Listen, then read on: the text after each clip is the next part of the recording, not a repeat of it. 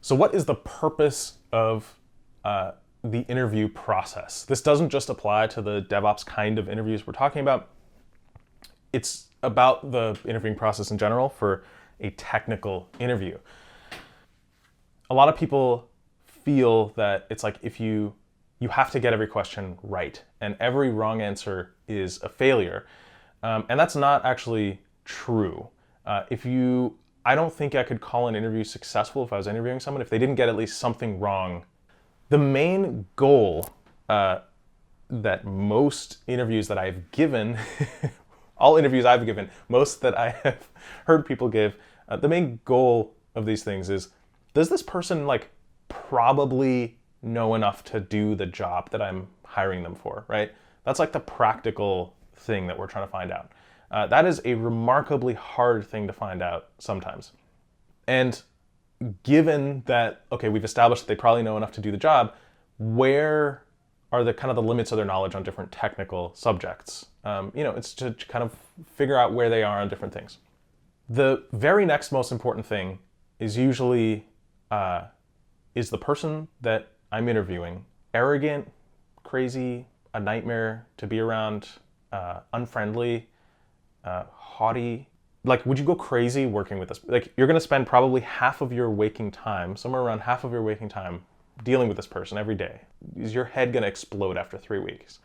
Something that's very closely related to that is the person I'm interviewing honest?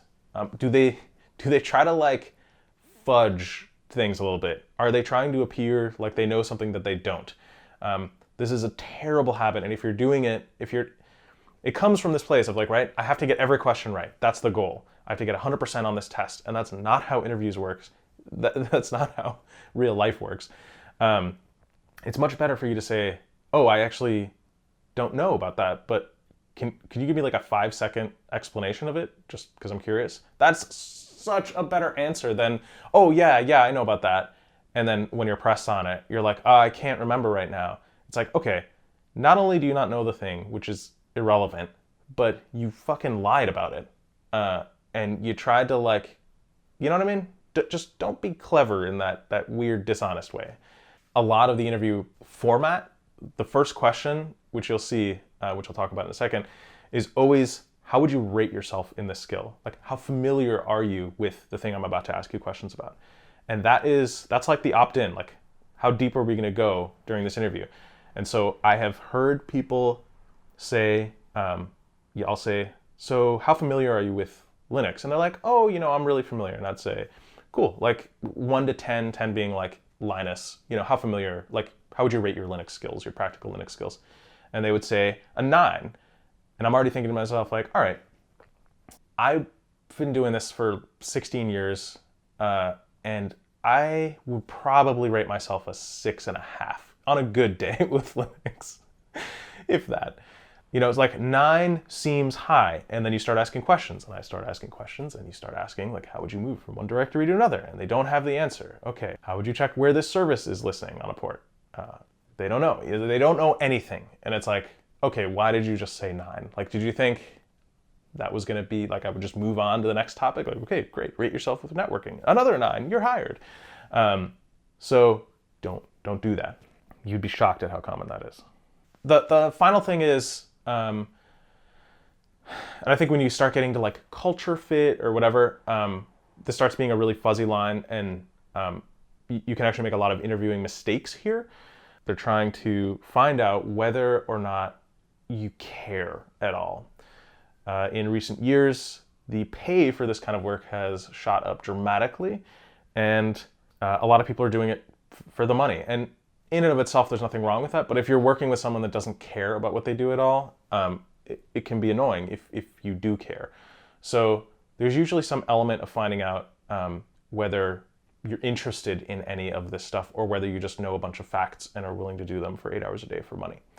And you kind of want to come off like as a professional, but as a professional who is genuinely curious and interested about this stuff and who has fun doing it. That usually makes a very good impression during an interview. So kind of approach it with that in mind. And likewise, if you're thinking about doing this career and you don't care about any of this stuff and none of this interests you, my advice would be twofold. One, is this the job for you?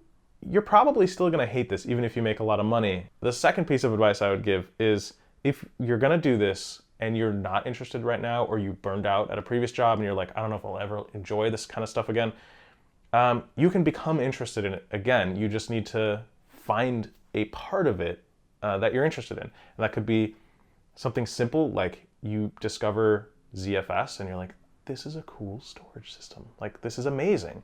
And then you learn the details of that, and that can kind of rekindle your love for the whole subject. Or something like programming, or picking one part of it and becoming fascinated by it and just letting that process happen naturally. That can help. That can also really help for after a burnout. So that's what is happening during the interview. So in every question, in every response you have, in every reaction you have, every time you don't know an answer and you're like, shit, what do I do now? Remember that these are generally the things they're looking for. Do you know enough to do the job? Are you a nightmare to be around? Do you kind of care? Like, are you interested in the thing that you're actually interviewing for? Are you curious about it? So now we'll jump into the technical topics that you're likely to face, and we'll start with the general Linux questions. See you in the next video. Peace.